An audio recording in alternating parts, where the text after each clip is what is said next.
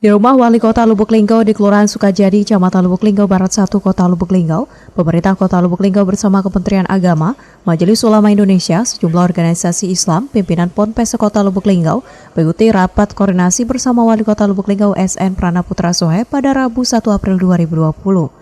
Rapat koordinasi dilakukan untuk menyikapi wabah virus corona atau COVID-19, di mana Pemkot bersama peserta rapat sepakat untuk meniadakan sholat berjamaah dan sholat Jumat di seluruh masjid di Kota Lubuk Linggau.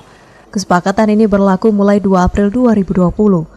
Hal ini dilakukan sebagai upaya pencegahan dari penyebaran virus corona atau COVID-19. Selain itu, kegiatan keagamaan lainnya seperti tablik akbar dan pengajian diminta untuk dihentikan sementara, termasuk pelajar pondok pesantren yang diminta untuk belajar di rumah. Bahwa kita hari ini memutuskan untuk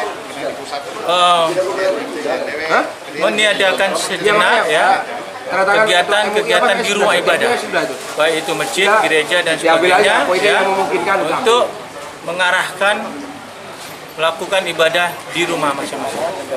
Dan ini harus diindahkan oleh seluruh elemen daripada agama di Kota Lubuk Linggau, dan insya Allah suratnya nanti akan kita buat, akan kita edarkan ya, dan kesepakatan bersama ya. Ini akan berlaku mulai kapan Pak?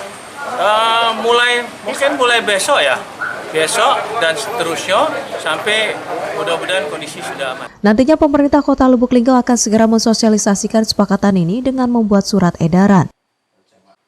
Tim Liputan Silampari TV.